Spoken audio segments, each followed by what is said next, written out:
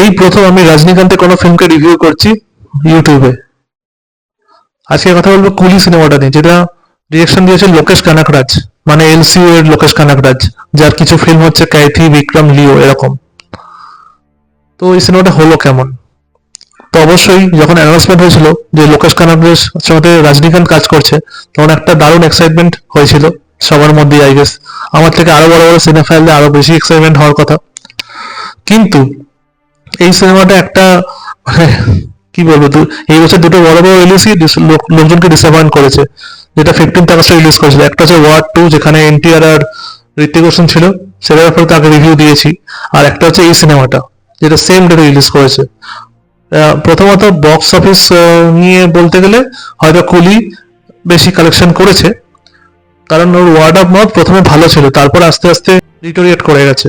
তো এই ডিটোরিয়েশনের কারণটা কি? মানে আমি কিছুদিন আগে অ্যামাজন প্রাইমে সিনেমাটা দেখলাম হিন্দি ডাবি, তো আমি বলছি এক এক করে কারণগুলো। প্রথম হচ্ছে লোকেশের যে সিগনেচার স্টাইলটা, সেটা লিও থেকেই সারাতে শুরু করেছিল অ্যাকচুয়ালি। লিও অ্যাকচুয়ালি একটা হলিউড ফিল্ম থেকে ইন্সপায়ার্ড হয়ে বানানো ফিল্ম, সেটাকে হয়তো অফিসিয়াল রিমেকও বলা যেতে পারে। সিনেমার নাম মধ্যে হিস্ট্রি অফ ভায়োলেন্স বলে, ঠিক আছে? অনেকটা হলিউড ফিল্ম যে নোবডি আছে সেরকম টাইপের কনসেপ্ট।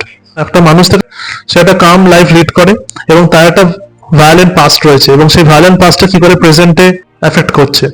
এরকম একটা সিনেমা মার্ক ওয়েলবার্গ আর স্যান্ড্রা বুলক এর ছিল বোধহয়, আমার ঠিক মনে হয়, এই নামটা এখন মনে পড়ছে না। আমার লাস্ট ভালো লেগেছে হচ্ছে বিক্রম। লিওটা খুব জেনারিক টাইপ মুভি হয়ে গেছে একটা, বাট একটা জিনিস ভালো লেগেছে, থালাপতি বিজয় ডিরেক্টরের কাছে পুরোপুরি সারেন্ডার করে দিয়েছিল। তো সেই কারণে লিও একটা ভালো বক্স অফিস আর রেভিনিউ আর ভালো ওয়ার্ড অফ মাউথও পেয়েছিল।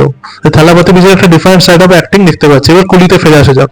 তো কুলি সিনেমাটার মধ্যে আপনার রজনীকান্তের ফিল্মোগ্রাফির কথা যদি আমি বলি, তাহলে যেরকম রোল তিনি প্লে করে থাকেন, একটু সোয়াগ আছে, একটু over the top, but at the same time একটু সিরিয়াস রোলও তিনি প্লে করেছেন, যেমন জেলারের মতো ফিল্মে। এবার যদি স্টোরি লাইনটা হচ্ছে যে ওখানে গল্পটার মধ্যে যে দম ছিল বস, আর স্ক্রিন প্লেও ভালো লেখা ছিল, কারণ হিউমার আর অ্যাকশনকে ব্যালেন্স করে চলাটা কিন্তু সহজ কাজ হয় আজকের দিনে। কারণ আজকের দিনে লোকে হাটকে টাইপের ফিল্ম চাই, যেখানে একটু সিরিয়াস মোমেন্টস থাকবে, এবং ওই তেলুগু সিনেমার মতো আগেকার দিনে ওভার দ্য টপ মোমেন্টস কম থাকে, আর তার মধ্যে থাকলেও তার মধ্যে যেন সোয়াগ থাকে। এবার এইরকম চরিত্রে অডিয়েন্স রজনীকান্তকে দেখতে অভ্যস্ত। আমার মনে হয়েছে যে রজনীকান্ত এই চরিত্রটা এতটাই সিরিয়াস প্লে করে ফেলেছেন যে অডিয়েন্সও তার সাথে কানেক্ট করতে পারেনি।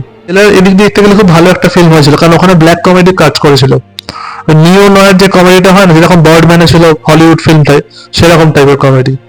আপনার আরো আগে দেখতে গেলে পাল্প ফিকশন বলে একটা মুভি হয়েছিল, সেটাও ওরকম টাইপের কমেডি ছিল। আর যেখানে অ্যাক্টরদের নেওয়া আছে, সৌবিন যে মালায়ালাম অ্যাক্টর, তাকে নেওয়া হয়েছে, প্লাস নাগার্জুন তো আছেই, যিনি তেলেগুতে বড় নাম, সবাই একে চিনবে।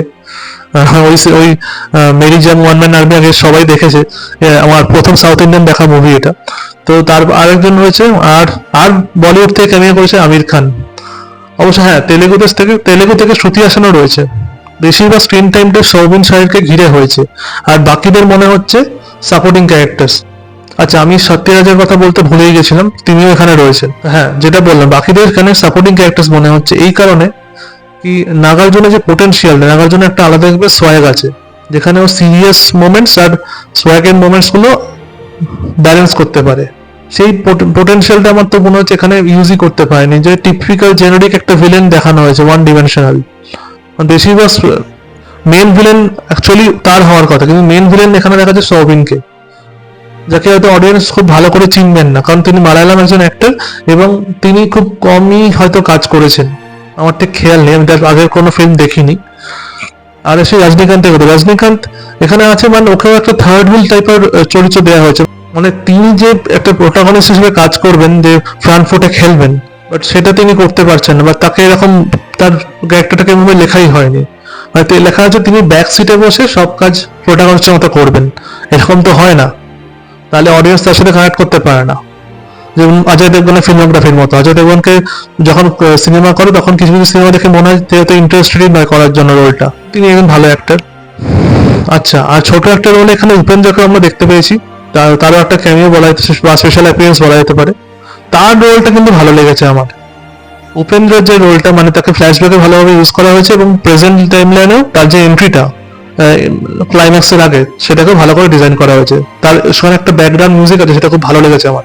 আচ্ছা, এখানে একটা ফ্ল্যাশব্যাক সিকোয়েন্স রয়েছে যেটা অ্যাকচুয়ালি পুরো ফিল্মটা ধরে জুড়ে গেলে ভালো হতো, কারণ সেখানে যে ভিএফএক্স এর কাজ আর প্রস্থেটিক্স এর যে কাজ হয়েছে সেটা দুর্দান্ত। এখন একটা ওখানে মানে রজনীকান্ত কি ইয়াং দেখানো হয়েছে, যেমন জেলারে দেখানো হয়েছিল, জেলারের থেকে বলতে হবে বেটার এটা।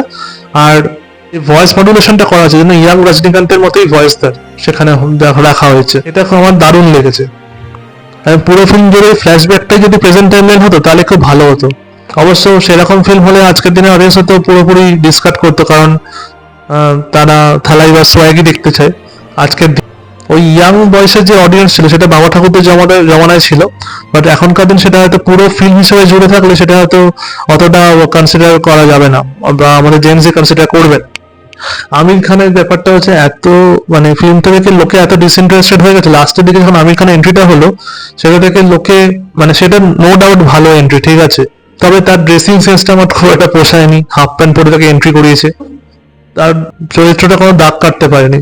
আমির খানের অনেক স্টেটমেন্টও শুনেছিলাম যে তিনি আগে বলেছিলেন যে রজনীকান্তের সাথে তিনি কাজ করতে চান বলে এই ফিল্মটা সাইন করেছেন, বাট তারপর লোকেশের সাথে নাকি তার ঝামেলা হয়ে গেছিল, কারণ লোকেশ যে স্ক্রিন প্লে বা ইম্প্রোভাইজেশন যেটা করতে হয় সেটা তিনি বলেছিলেন ফিল্মের মধ্যে তিনি করতে চান, বাট আমির খান চেয়েছিলেন যে যা ভালো রোলটা তার ভালো করে লেখা হয় এবং সে সব তাকে স্ক্রিপ্ট হ্যান্ড ওভার করাটাকে যেন সব রোল বুঝিয়ে দেওয়া হয়। এরপর লোকের সাথে আমির খানের যে প্রজেক্টগুলো হওয়ার কথা সেগুলো কিন্তু আর হয়নি, এগুলো ক্যান্সেল হয়ে গেছিল।